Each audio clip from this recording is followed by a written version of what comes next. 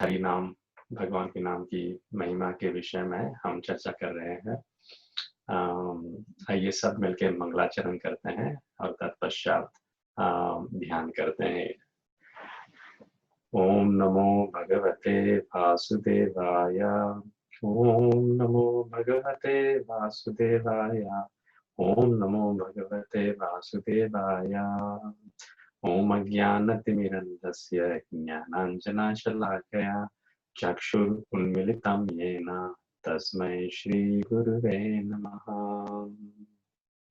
भूतैर्महद्भिर्यमा पुरो विभु निर्माय शेते यदं सुपुरुषा भुङ्क्ते गुणान् शोधशात्मका सोऽलङ्कृशिष्ट भगवान् वचांसि मे।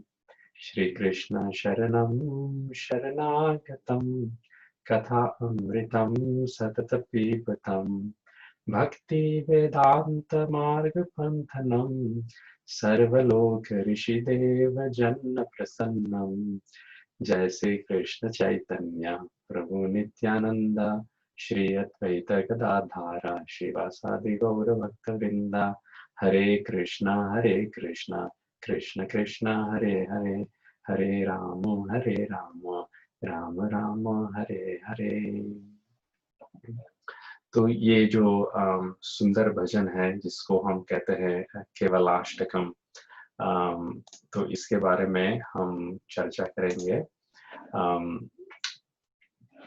ये हमारे प्रिय और पूज्य गुरु महाराज को ये केवलाष्टकम बहुत ही प्रिय था और वो हमेशा इसे गाया करते थे। तो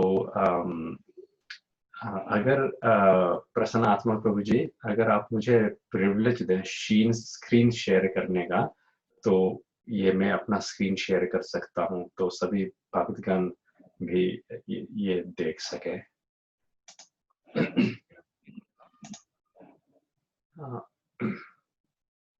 दे दिया। अच्छा प्रभु जी, हरे कृष्णा, सभी देख सकते हैं? यस प्रभु जी, यस जी।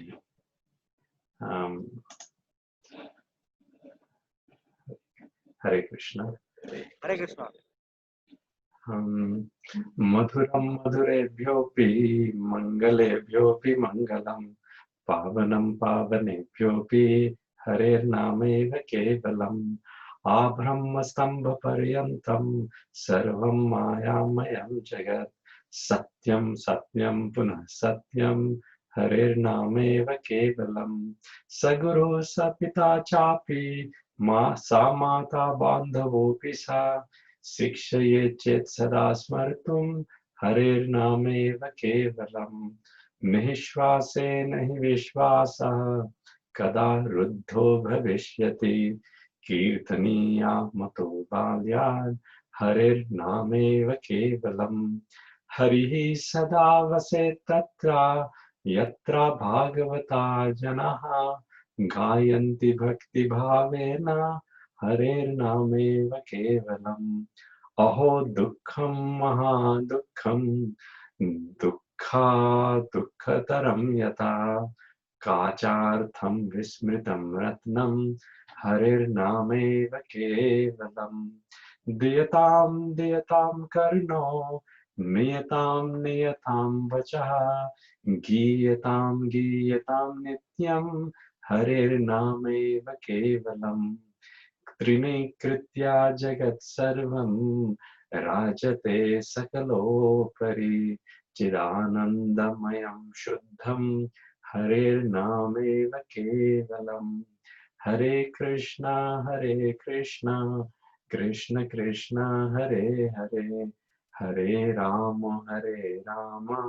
राम राम हरे हरे। तो हमने पूर्व सप्ताह पहला श्लोक केवल हम कर पाए थे, और हम प्रयत्न करेंगे कि इस सेशन में हम और श्लोक कवर कर पाए। तो पिछले जो सेशन का श्लोक था वो था मधुरम मधुरेभ्योऽपि, मंगलेभ्योऽपि मंगलम, पावनम पावनेभ्योऽपि हरेर्नाम एव केवलम। अम, तो भगवान का नाम हमने चर्चा की कि बहुत ही मधुर है, बहुत ही मीठा है, लेकिन इस मीठापन का स्वाद हम नहीं कर पाते, क्योंकि हम भव रोग से पीड़ित हैं, अविद्या। तो इसका उपाय क्या है? इसका उपाय बस यही है कि हम भगवान नाम का औषधि लेते रहें। तो जैसे जॉइंडिस गन्ने के रस से ठीक होता है, उसी तरह भव रोग भगवान का नाम का जाप और कीर्तन करने से ठीक होगा। और जैसे ही रोग ठीक होता जाएगा, वैसे ही हम भगवान की नाम की जो मधुरता है, जो मिठास है, उसका अनुभव कर पाएंगे, और ये हमको प्रेम और आनंद की ओर ले जाएगा। और ये सारे जो श्लोक हैं इस महिमा का गान करते हैं कि सबसे मीठा में मीठा यदि कोई भी वस्तु या चीज है, तो वो है कृष्ण का नाम, मधुरम मधुरेभ्योऽपि। और क्योंकि ये भव रोग को मिटाता है, हमको संसार के जन्म मृत्यु के बंधन से मुक्त करता है, इसीलिए कहा गया है मंगलेभ्योऽपि मंगलम। ये सबसे मंगलकारी है। इससे मंगल और कोई और कुछ है ही नहीं। और पावनम पावनेभ्योऽपि, ये हमारे जीवन को जो पाप से पीड़ित है पावन करता है। हम देखते हैं अजामिल का उदाहरण कि अजामिल कितना आ, आ, पापी था, अघवान कह उसको अघवान कहा गया है भागवतम में। अघ यानी कि पाप, अघवान यानी कि जो पाप से भरा हुआ हो।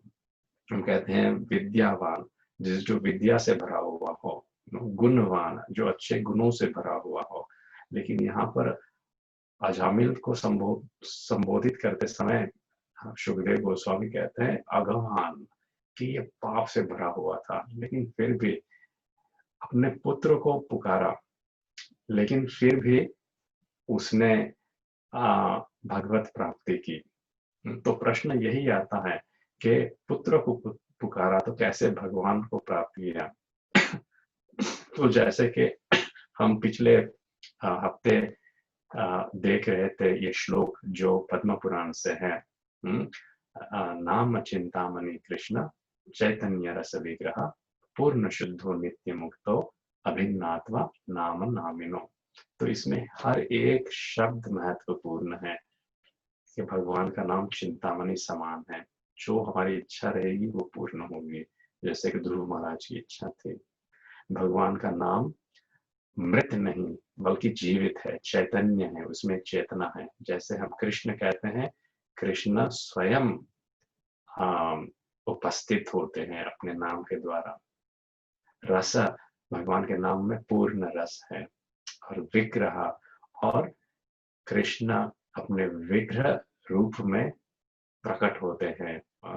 अलिंगम नभोलिंगम कहा गया है इसको। नभोलिंगम प्रभुपाद इसका अनुवाद देते हैं पेसोनिफाइड बाय साउंड। उनकी विग्रह मूर्ति उनके नाप रूप में प्रकट होती है।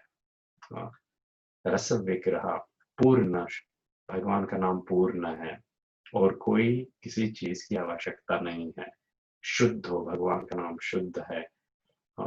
नित्य मुक्त हो, भगवान का नाम नित्य है, हमेशा काम करेगी और मुक्ति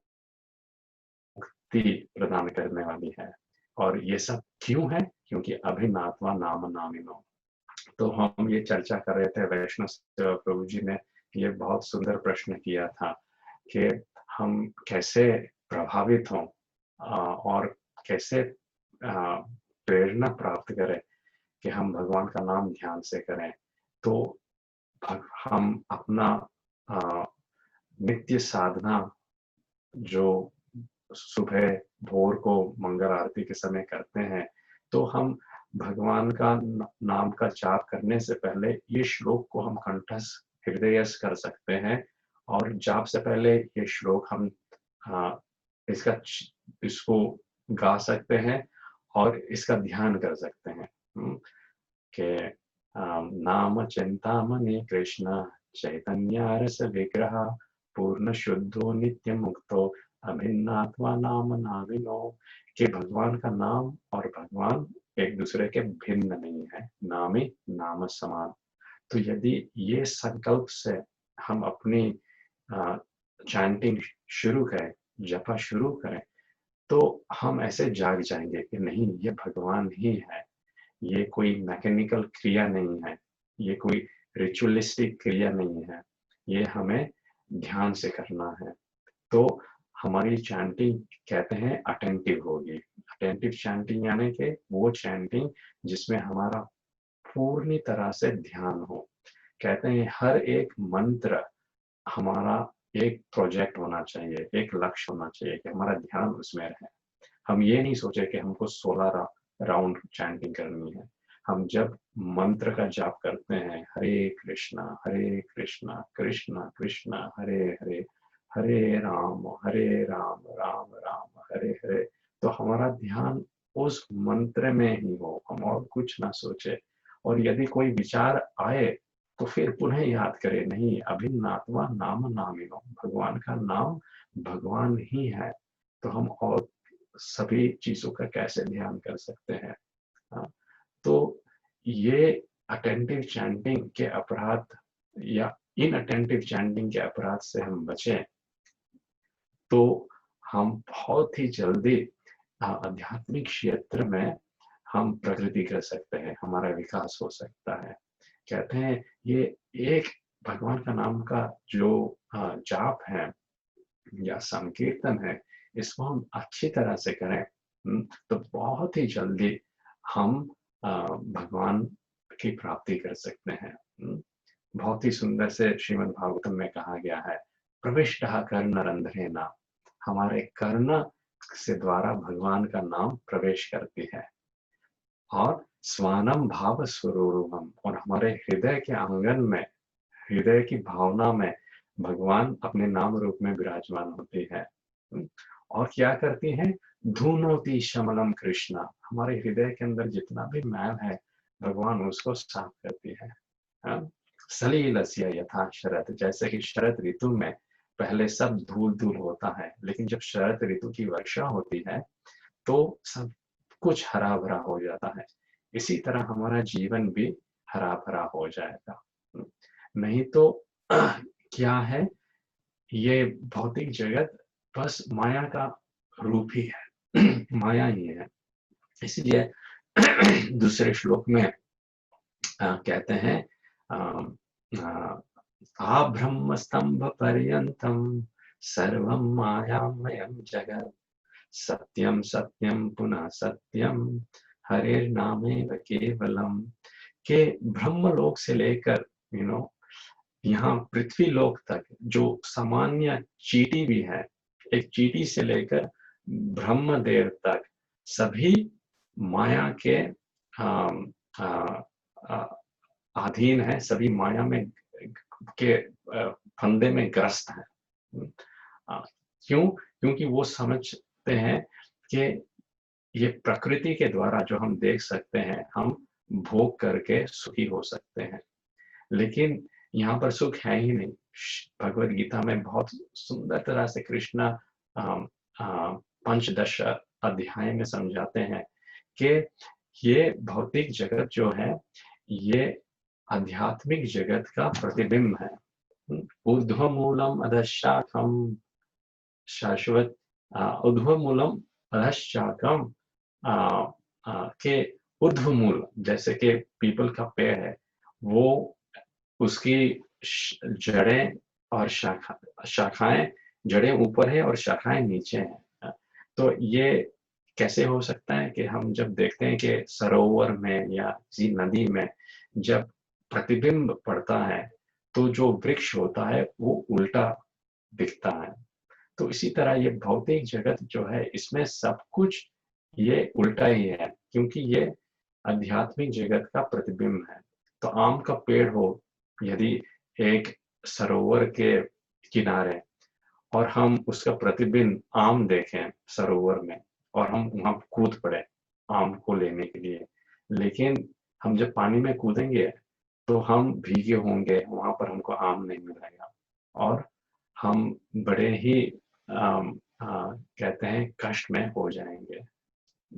आम वहां है ही नहीं। तो प्रहलाद महाराज इसे कहते हैं, माया सुखाय भरम उद्भतो विमूढ़ा। हम ये भार अपने ऊपर माया सुख का उठा रहे हैं। माया सुख किसे कहते हैं?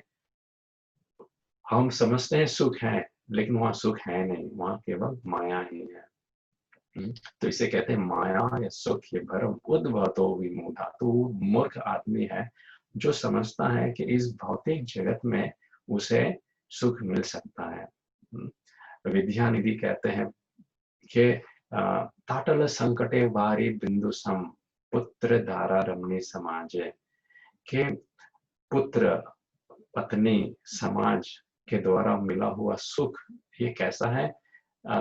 हाँ, बिंदु समान, यानी कि एक टीपा, एक टीपोनुच है। तो हमारा हृदय को कहा गया है रेगिस्तान के जैसा है।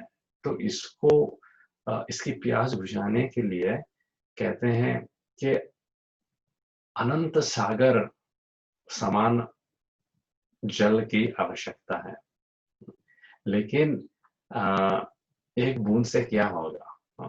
वो अनन्य सागर का जल क्या है? वो है कृष्ण नाम। तो इससे हमारी जो प्यास है वो बुझ सकती है। नहीं तो सब कुछ यहाँ पे कहा गया है माया ही माया है। ये चतुर्श्लोक भागवतम में भी यही बताया गया है कि यदि कोई भी वस्तु इस जगत पे हमको दिखे, लेकिन वो भगवान से संबंधित नहीं है, हृदय अर्थम यत प्रतीयता न प्रतीयता च आत्मनि तद विद्यात् आत्मनो मायाम यथा भासो यथा तमः। कि यदि कोई भी वस्तु हमको इस जगत में दिखे और वो भगवान से संबंधित नहीं है, तो भगवान कहते हैं तद विद्यात् आत्मनो मायाद, कि उसको मेरी माया शक्ति जान। और वो क्या शक्ति कैसी है? वो शक्ति ऐसी है, यथा भासो यथा तमः, कि जैसे कि अंधकार में हम प्रतिबिंब देखते हैं। अंधकार में हम प्रतिबिंब कैसे देख सकते हैं?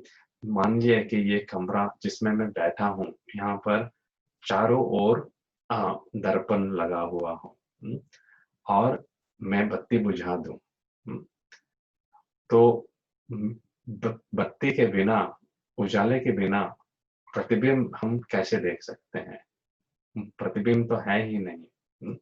तो इसी तरह कहते हैं कि कृष्ण है सूर्य समाम, माया है अंधकार। कि वो जो सूर्य है जिसमें हम जिसके माध्यम से हम दर्पण में प्रतिबिंब देख पाते हैं, वो कृष्ण है। और माया है अंधकार, लेकिन अंधकार अवस्था जो है वो है माया। जहां है कृष्ण तहां नहीं माया अधिकार, लेकिन जहां पर कृष्ण है वहां माया का अधिकार है ही नहीं। तो जब तक हम कृष्ण से संबंध बनाए रखें, और जब तक हम कोई भी वस्तु या व्यक्ति को कृष्ण के माध्यम से हम संबंध उनसे जोड़ सके, तब तक हमारा जीवन सत्य के मार्ग में चल रहा है। नहीं तो बस माया ही माया है। और ब्रह्मा जी भी इससे पीड़ित है, और एक साधारण चींटी भी इससे पीड़ित है। इसलिए कहा गया है, आप ब्रह्म स्तंभ पर्यंतम सर्वम मायामयम जगत। प्रहलाद महाराज जो भगवान के उच्च कोटि भक्त हैं, वो कहते हैं कि हे नरसिम्हदेव, आपके इस भयानक रूप से मैं भयभीत नहीं हूँ। नाहम विभ्रम जितते भयानकास्या। हमारे उग्र नरसिंह की विग्रह है राजकोट मंदिर में। तो मुझे याद है कि जब पहली बार मैंने उस विग्रह का दर्शन किया तो मैं भयभीत हो गया, क्योंकि उग्र रूप है भगवान का।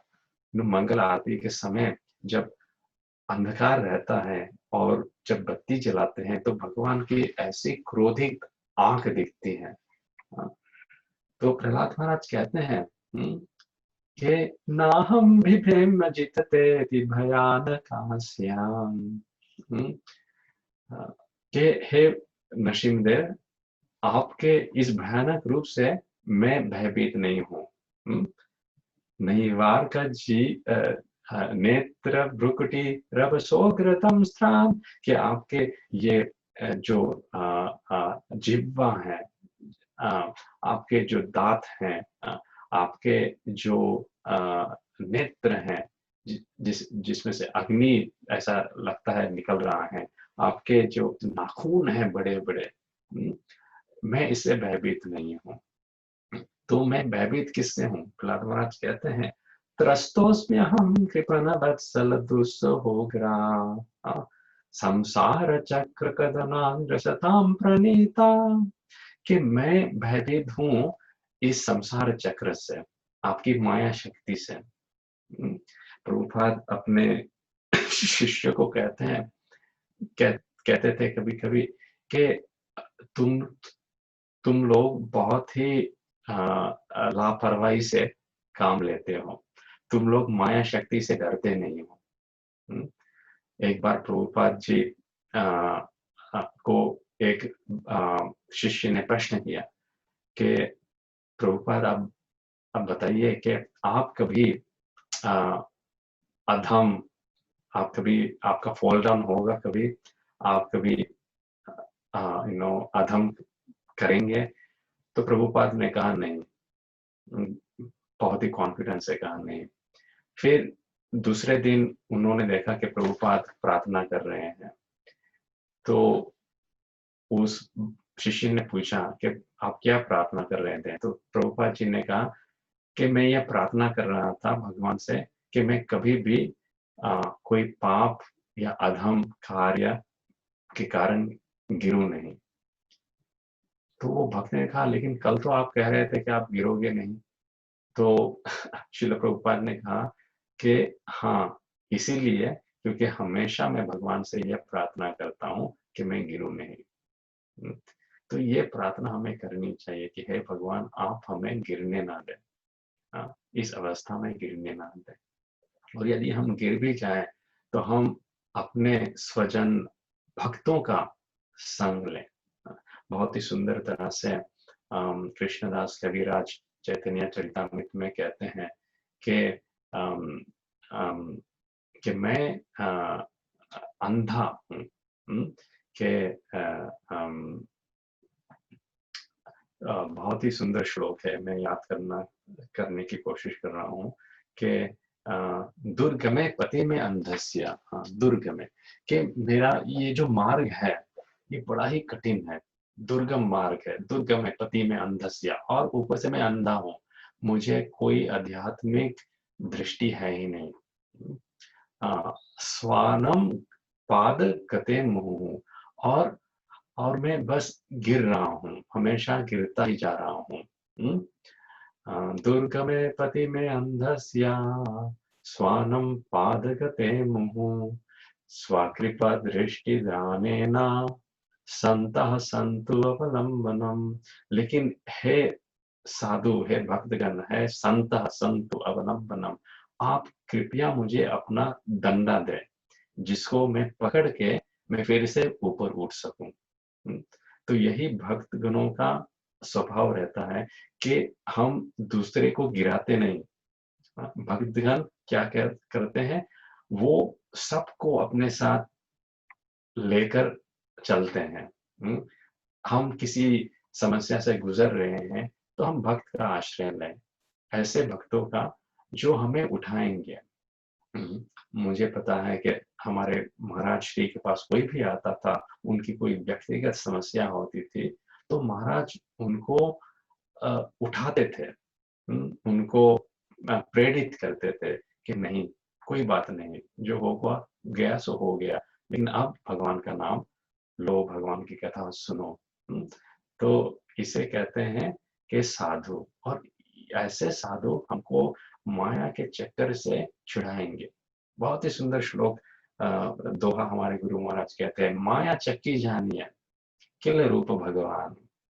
किल निकट सो बज गए, बाकी गए पिसान। हाँ, ये माया चक्की बराबर है। चक्की जब सब धान उसमें डालते हैं, सभी पिस जाते हैं, लेकिन जो किल के निकट में रहते हैं, वो बच जाते हैं। तो वो किल क्या है? वो भगवान है, भगवान का नाम है। और यदि भगवान का नाम को ही छोड़ दिए, तो हम पिस जाएँगे। प्रहलाद महाराज कहते हैं, संसार चक्र कदनान ग्रसताम, ग्रसताम यानी कि पिस जाते हैं। हुँ, तो इसीलिए कहा गया है सत्यम सत्यम पुनः सत्यम। भगवान का नाम ही एकमात्र सत्य है।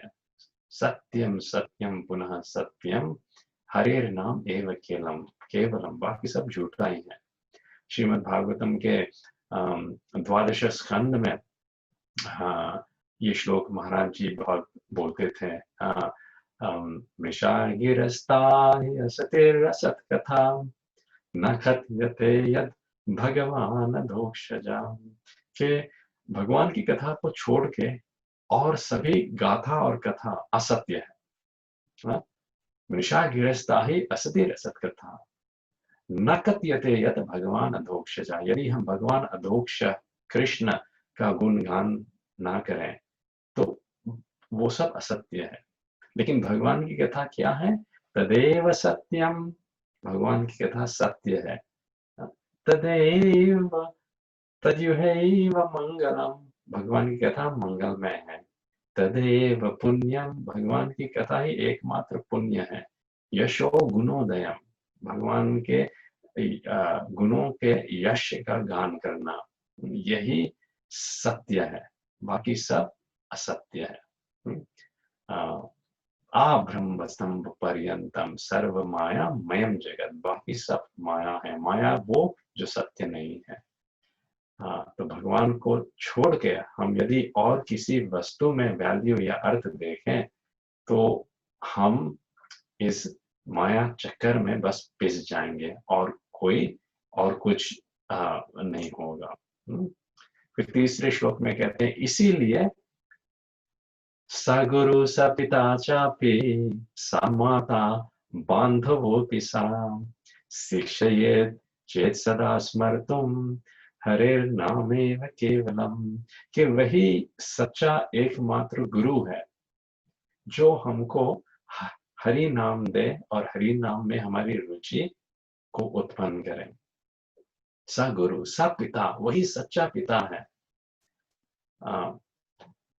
स माता, वही सच्चा, वही असलियत में, वास्तविकता में जो हमारा भला चाहता है, वही माता है। बांधवो, हमारे बांधुजन, सखाजन, वही है जो शिक्षा ये चेत सदा स्मर्तुम, जो हमको सदा ये शिक्षा देते हैं। क्या? हरे नाम एव केवलम, कि भगवान का नाम ही एकमात्र सत्य है जो हमारा उद्धार कर सकता है। तो हमारे स्वजन जो हमको कभी कभी पूछते हैं, हमारी पत्नी जब हमको पूछती है कि आपने आपकी माला आज कर ली, तो समझिए कि वो सही में, वास्तविकता में हमारे शुभ चिंतक हैं। जब हमारे पिता हमको कहते हैं कि बेटा आज अपनी माला कर लो, कर ली तुमने। जब गुरु पूछते हैं कि तुम्हारी माला कैसी चल रही है, तुम्हारा जाप कैसा चल रहा है, शास्त्र में कहा गया है, ऋषभ देव मेरे ख्याल से कहते हैं, गुरु न सस्यात् स्वजनो न सस्यात् माता स सस्यात् जननी स सस्यात् न देवं सस्यात्। अ, अ, तो इस श्लोक में कहा गया है कि एक गुरु को कोई भी गुरु होने का अधिकार नहीं है। एक देवता को देवता होने का अधिकार नहीं है। एक पिता को पिता होने का अधिकार नहीं है। जननी न सस्यात्, एक माता को माता होने का अधिकार नहीं है। न पतिश्च सस्यात्, और एक पति को पति होने का कोई भी अधिकार नहीं है। न उपेत्य समुपेत मृत्युम, यदि जो उनके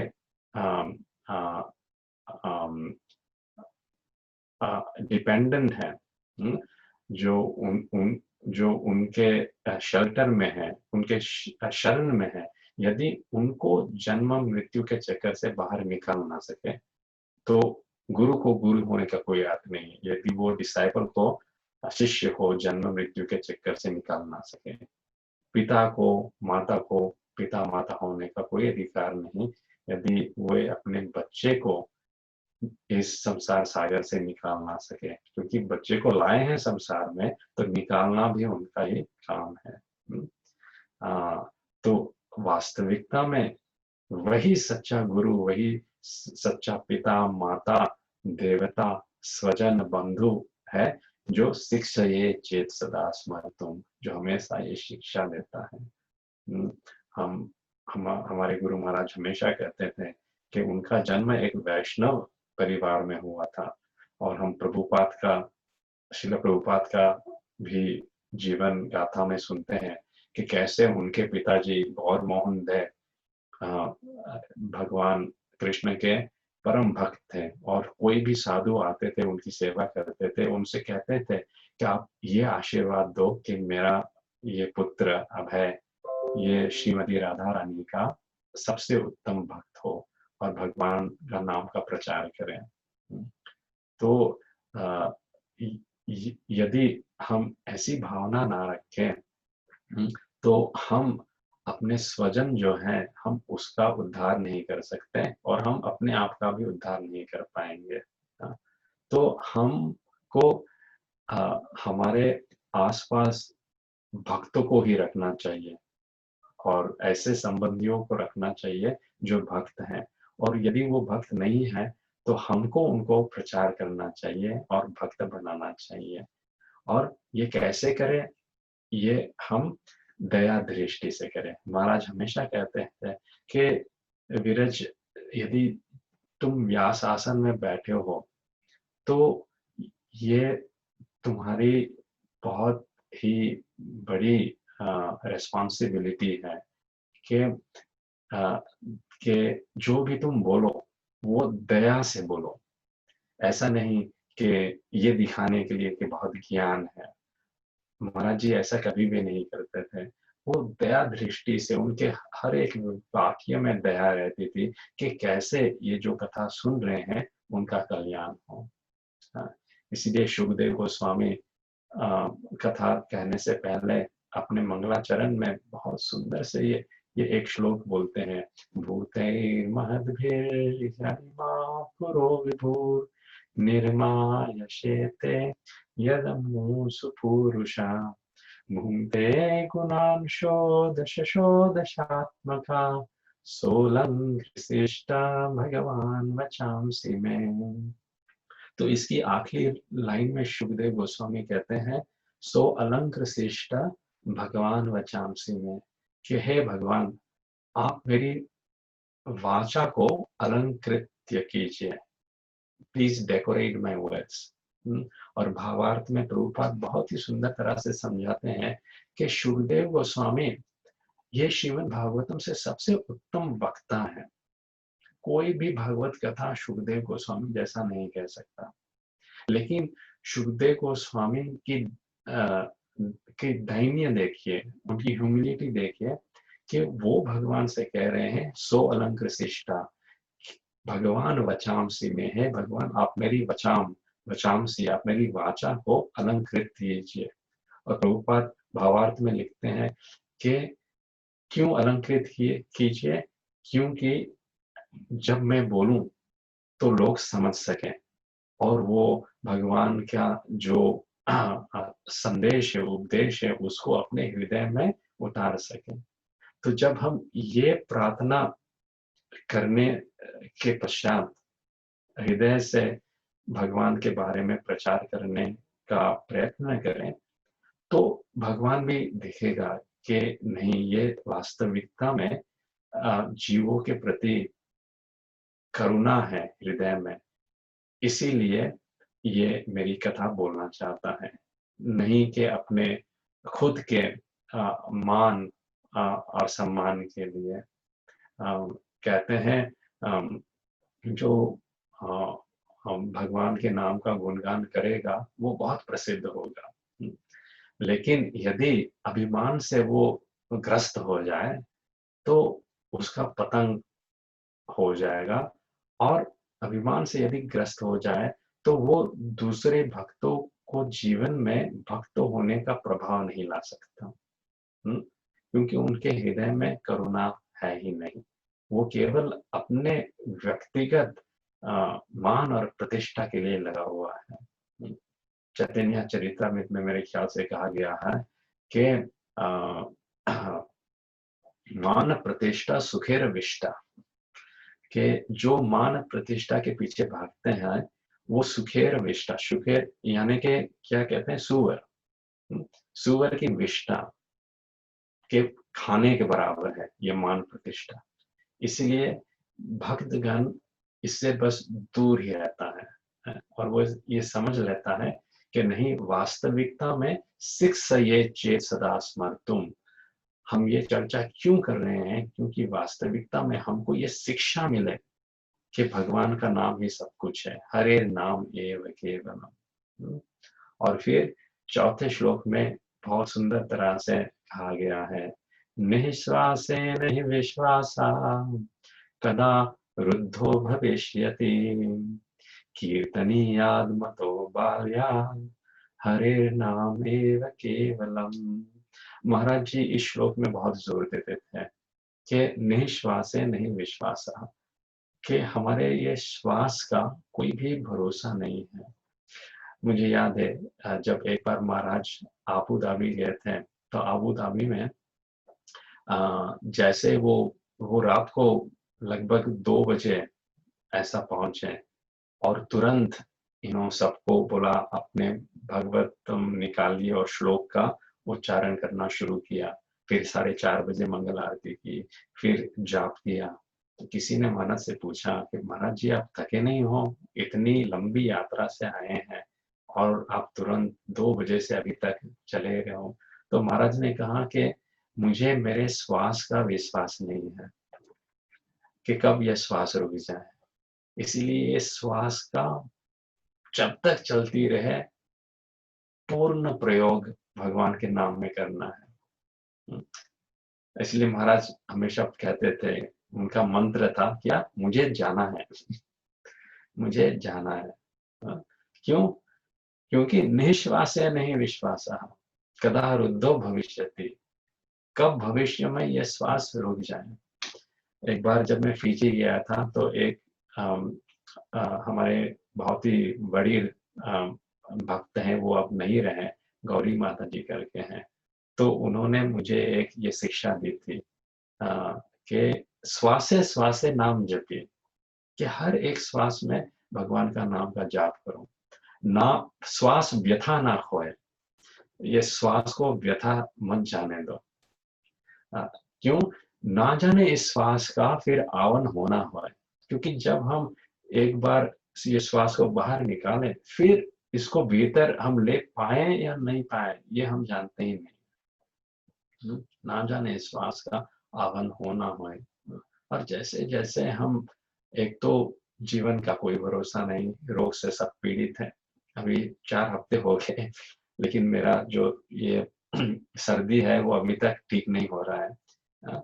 लेकिन इसका मतलब क्या है कि मैं जब भगवान का नाम लेना बंद कर दूं कि क्योंकि शरीर ठीक नहीं है?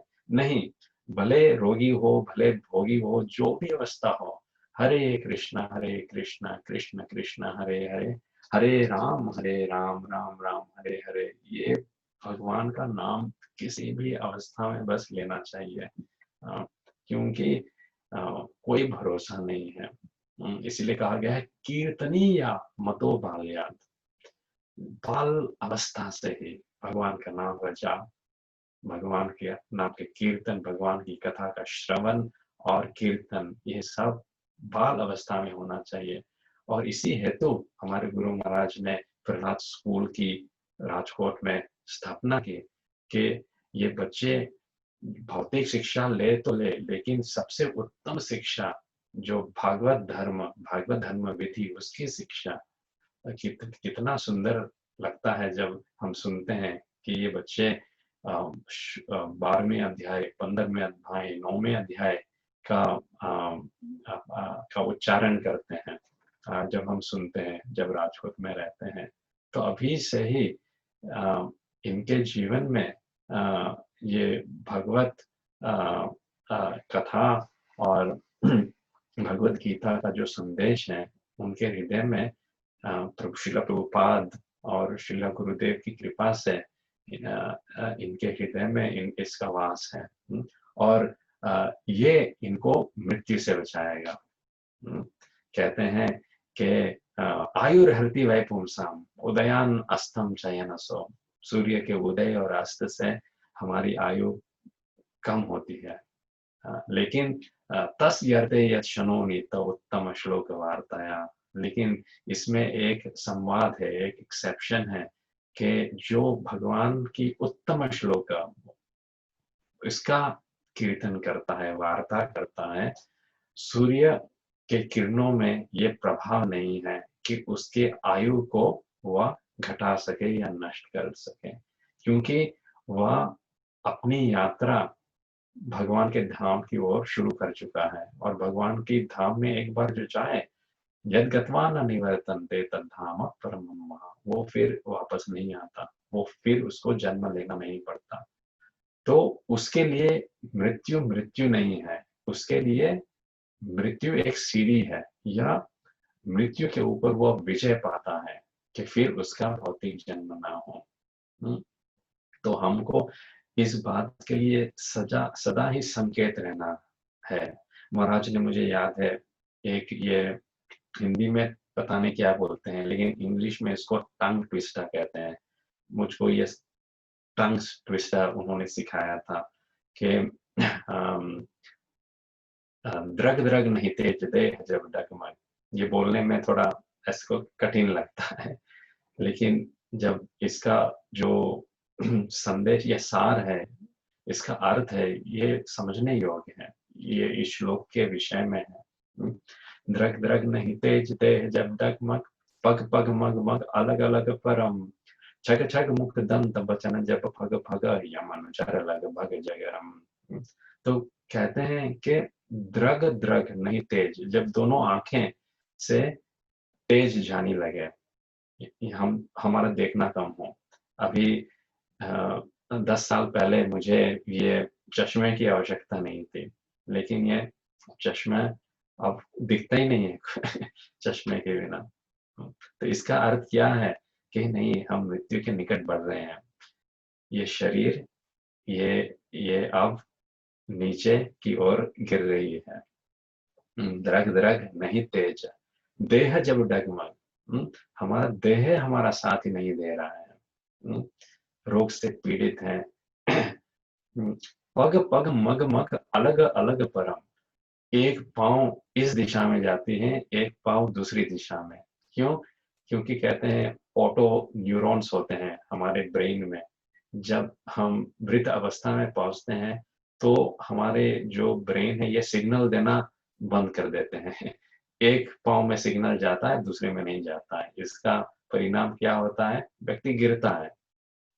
तो सामान्य तौर से आप देखें, जो वृद्ध व्यक्ति रहते हैं, जब वो मृत्यु के निकट आते हैं, तो वो कभी किस अवस्था में सामान्य तौर से गिरेंगे और अपनी जो हड्डी है अ, वो हड्डी टूटेगी, कहीं ना कमर में, पीठ में। हम्म, ये ये बहुत ही सामान्य बात है। लेकिन हम सोचते नहीं है कि ये हमको होगा। तो यहाँ ये समझा नहीं, हमको भी ये होगा। द्रग द्रग नहीं तेज देह जब डगमग, पग पग मग मग अलग अलग परम, एक पैर एक दिशा में, दूसरा पैर दूसरे दिशा में। हाँ, छग छग मुख दंत बचन जप फग फग, यम अनुचर लग भग जगराम।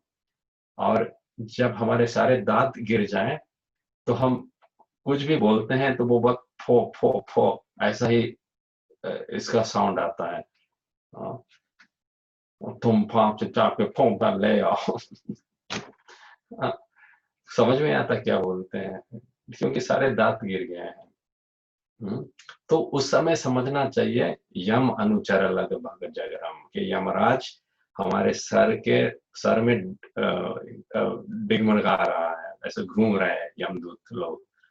अनुचर, तो हमको किसका अनुचरण करना चाहिए? जगरम। जगरम का है जो lord of the universe Jagannath ji. भगवान का आश्रय लेना चाहिए। यम अनुचर लग भग जगरम, भगवत भद चेत सुभग नर जग भर। तो भगवत भज, तो हमको भगवान का भजन करना चाहिए। कैसे? चेत, चेत यानी के अब अलर्ट हो जाओ। कहते हैं नहीं, अटेंशन, लाइक अब जाग जाओ, अलर्ट हो जाओ कि नहीं, मृत्यु दरवाजे पे खड़ी है। निश्वास हो नहीं विश्वास, श्वास का कोई भी विश्वास नहीं है।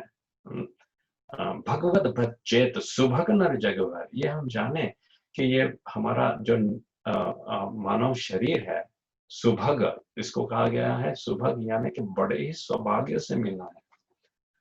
किसी भी जानवर के शरीर में हम भगवान की प्राप्ति नहीं कर सकते। 84 लाख योनियों में भ्रमण होने के पश्चात ये शरीर मिला है।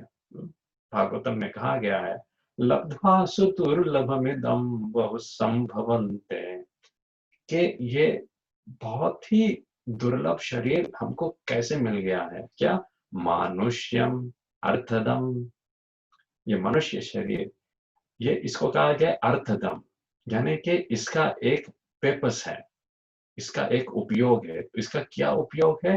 कि मानव शरीर से भगवान की प्राप्ति करें। लेकिन हमको ये सावधान करता है। क्या? अनित्यम अपि हदीरा, कि ये शरीर हमेशा के नित्य नहीं रहेगा, अनित्य रहेगा।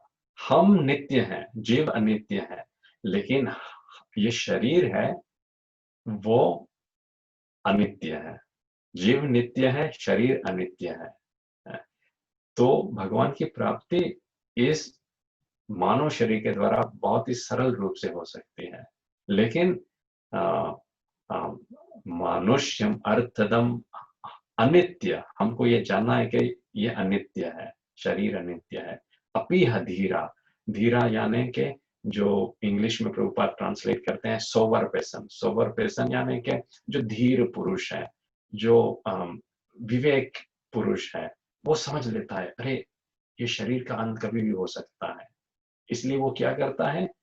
तूर्णम यतेत न पतेत अनुमृत्यु यावत्। तूर्णम, तूर्णम का अर्थ है कि तुरंत ही, बिना किसी डिले के। कदम कानन महाराज बहुत ही सुंदर तरह से कहते हैं, ये हिंदी शब्द बड़ा ही अच्छा है, फटाफट। गुजराती में कहते हैं ना झटपट, झटपट और फटाफट, के भगवान का शरणागत होने में ये हमको फटाफट करना है और झटपट करना है, डिले नहीं करना है कि नहीं अच्छा फिर करेंगे। नो, महाराज जी कहते थे बहुत सुंदर से, काल कहें आज कहें मैं काल भजू, काल कहे फिर काल, 2 पल में प्रलय होगी, फिर भजेगा कब। कि हम ऐसा काल काल करते करते हमारा अंत ही हो जाता है। सो तूर्णम यतेत न पतेत अनु मृत्यु यावत, मृत्यु आने से पहले हमको भगवान की प्राप्ति कर लेनी है। ऐसा नहीं कि मृत्यु के बाद भगवान की प्राप्ति होगी, नहीं, उससे पहले ही। महाराज जी कहते थे, मेरे माई बैग्स आर पैक्ड, हमारा जो बैग्स हैं ये गोलोक जाने के लिए अभी से पैक ही हमको कर लेना है। और बस प्रतीक्षा है। नारद मुनि ऐसा कहते हैं, नामानि अनन्तस्य हता तपापटन गुह्यानि भद्राणि कृतानि च स्मरं गां पर्यतां स्तुष्टमनगता स्पृहा कालम प्रतीक्षम विमद विमत्सरः। कि कालम प्रतीक्षण, भक्तगण तो प्रतीक्षा करता है कि कब मेरी मृत्यु आएगी। क्यों? क्योंकि वो तैयार है। लेकिन जो तैयार नहीं है वो मृत्यु से डरता है। इसलिए कहा गया है, भगवत भत चेत सुभग नर जग भर, पिंगल सुयश प्रसरे। तो कवि पिंगल ये कहा गया है, सुयश, यह तुम्हारा यश है, मानव शरीर पाया है, भगवान का नाम का कीर्तन कर सकते हो। हाँ, हाँ। पिंगल सुयश प्रसरे, खटपट मन चेत कपट तजी खटपट, काला नपट सिर झपट करे। फिर से कहता है, छटपट मन चेत, छटपट अभी सही, छटपट कर लो, ये क्या, मन चेत, अपने मन को चेतित करो, अलर्ट करो। छटपट मन चेत, कपट तजी खटपट, और हमारा जो कपट चीटिंग करना है वो छोड़ दो। हम क्या चीटिंग, हम किसको कर रहे हैं, हम खुद को चीटिंग कर रहे हैं कि हम भगवान का नाम ठीक से ले नहीं रहे हैं, भगवान की कथा की ठीक से सुन नहीं रहे हैं, जो गुरु का आदेश है उसका पालन ठीक से कर नहीं रहे हैं। तो इसमें किसी और का नुकसान नहीं है, हम हमारा खुद का नुकसान है। तो ये कपट को हमको छोड़ना चाहिए। तो कहा, छटपट मन चेत कपट तजी खटपट। क्यों? क्योंकि काल नफट सिर झपट करे। क्योंकि काल जो है, यमराज जो है, यमदूत जो है, वो है नफट। मेरे ख्याल से नपट गुजराती शब्द है। नपट का मतलब है कि एकदम गया गुजरा, शेमलेस, ना तो नफट मनुष्य है। तो हमको ये श्वास दिया गया है कि इतना श्वास हमको ये आजीवन में लेना है। तो जैसे ही वो श्वास की गंती पूरी होगी, यमदूत रुकेंगे नहीं। जैसे कि एक भक्त बता रहे थे, न्यूजीलैंड हमारे टेंपल में एक भक्तगण गए, लैट्रिन टॉयलेट में गए, लेकिन फिर वहां से बाहर नहीं आए, वहीं फिर से वो शरीर त्याग कर दिए। तो अब हमको ये सोचना चाहिए, अच्छा यमदूत या यमराज हो, कोई भी हो, वो बोले अच्छा कोई बात नहीं, वो टॉयलेट करने गया है, तब तक रुक जाते हैं, उसको बाहर आने दें, फिर उसको ले लेंगे। नहीं नहीं नहीं, वो टॉयलेट में भी नहीं रुकेगा। काल नफट, वो नफट है, एकदम नफट से है, सिर झपट करे, वो सीधा झपटेगा और आत्मा को शरीर से निकाल लेगा जैसे ही वो श्वास, आखिरी श्वास उसका जो है वो पूरा होगा। इसलिए निश्वास नहीं विश्वास, कदा रुद्धो भविष्यति, कीर्तनीयोन्मता बाल्यात् हरेर नाम एव केवलम। श्वासे श्वासे नाम जपे, श्वास व्यथा न खोए, ना जाने श्वास का फिर आवन होना है। तो इस भावना से यदि हम भगवान के नाम का जाप प्रतिदिन करें, जैसे हमने देखा तक अगले हफ्ते वो श्लोक में था कि किंतु आदराद अनुदिनम खलु सेव ज्युष्टम, हमको आदर पूर्वक और अनुदिनम, हर दिन भगवान का नाम ऐसे लेना है। हम प्रभुपाद जी ने कहा 16 माला जो करेगा, उसके लिए भगवान के धाम का द्वार हमेशा खुला रहेगा। तो 5 मिनट बचे हैं, तो हम लोग 4 श्लोक तक पहुंच रहे हैं। तो हम चेष्टा करेंगे कि अगले हफ्ते ये जो 4 श्लोक और बाकी हैं ये हम पूर्ण कर सकें। तो किसी को प्रश्न हो या कोई टिप्पणी हो, आप अभी कर सकते हैं। हरे कृष्णा। प्रश्न पूछ लीजिए, किसको पूछना है तो। अंतर्यामी,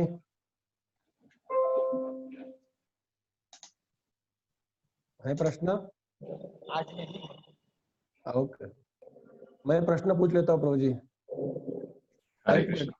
हाँ, प्रश्न ये है प्रभु जी कि जब आप और देवकीनंदन प्रभु प्रवचन देते हैं तो ऐसा लगता है कि आप बोलते ही रहे करके। ऐसा लगा ही नहीं कि हमको 1 कलाक घंटा हुए। वो मैं समझ रहा हूँ, मेरे कुछ एक्चुअली में मैं घर पे हुआ, कुछ काम करना था, तो बोला काम करते करते आपका लेक्चर सुनो, लेकिन कुछ भी काम नहीं कर पाया मैं, और वो पूरा खो गया। और लग रहा है अभी तो 15-20 मिनट ही हो गए हैं।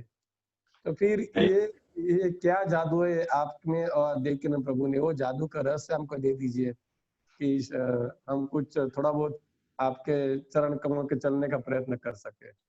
अरे प्रभु जी, आप कथा सुनते सुनते आप सिर्फ कथा में ही लीन हो गए, तो ये जादू तो आप में है प्रभु जी, हम में नहीं है। नहीं नहीं हाँ, नहीं, बहुत नहीं, अच्छा लगा भगवान प्रभु। का कथा का जो हम्म, स्वाद जिसको लग जाए ना, यही तो भक्ति है। और कुंती महारानी अपने प्रार्थना में कहते हैं नंदंती। प्रभुपाद जी बहुत ही सुंदर से इसका अनुवाद करते हैं कि जो जो दूसरा कोई भक्ति करता है और उसको देखकर अंदर से जब हम प्रभावित होते हैं, न केवल प्रभावित बल्कि आनंद का अनुभव करते हैं, अरे ये कितना अच्छा भक्ति कर रहा है।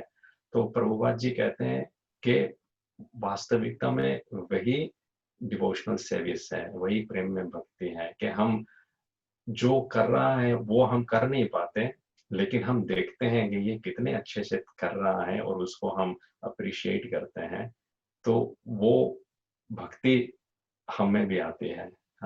तो ये बहुत ही अच्छा गुण है प्रभु जी आप में। नहीं तो हम तो बहुत स्ट्रगल कर रहे हैं, भाषा में भी स्ट्रगल कर रहे हैं, सब कुछ में स्ट्रगल कर रहे हैं। नहीं, ये आपकी महानता है प्रभु जी। दूसरा आपको विनंती है कि आज आपने दो तीन बहुत सारे श्लोक ऐसे दिए हुए, दो मैंने ढूंढ लिए। एक 285 है, बाद में आपने वो इसका प्रहलाद महाराज का लिया था, वो कुछ 7 और 16 है, कुछ मैं नंबर भूल गया।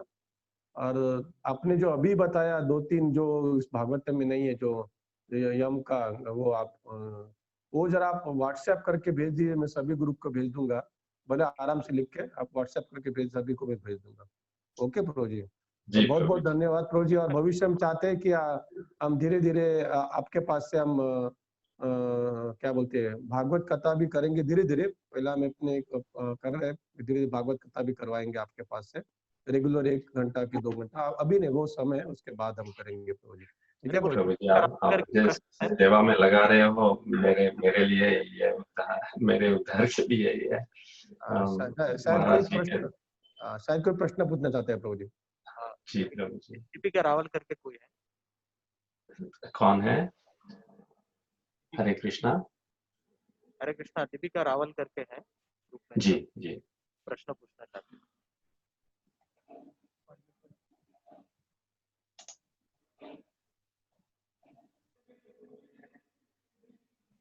हरे कृष्ण प्रभु जी। हरे कृष्णा माता जी। हाँ, बहुत बहुत समय के बाद आपकी वाणी महाराज जी की तरह भावपूर्ण लगी। हरे कृष्णा, महाराज जी के आशीर्वाद है और, माता जी। और आपकी वाणी से हमें महाराज जी की याद आ गई। हरे कृष्णा। और आपने जो सूत्र दिया वो झटपट, वो तो हमारे लिए एक सूत्र ही बन गया और अलर्ट कर दिया हमें। सभी महाराज और प्रभुपाद जी की कृपा है माता जी। हाँ, हरे कृष्ण। आप महाराज जी के बाद आप लोग का ही हमें बहुत सहारा है। हम सब एक दूसरे को ऐसा सहाय करते रहे। नहीं, महाराज सभी। जी जैसे हमें आपने कहा वैसे महाराज जी हमें उठाते थे, वैसे आपकी ये प्रवचन या आपकी वाणी भी हमें उठाती है कहीं से। बहुत बहुत धन्यवाद माता जी, थैंक यू। हरे कृष्ण, हरे कृष्णा। ठीक है, हरे कृष्णा प्रभु जी। ठीक है तो प्रभु जी। तो बहुत बहुत धन्यवाद सभी का।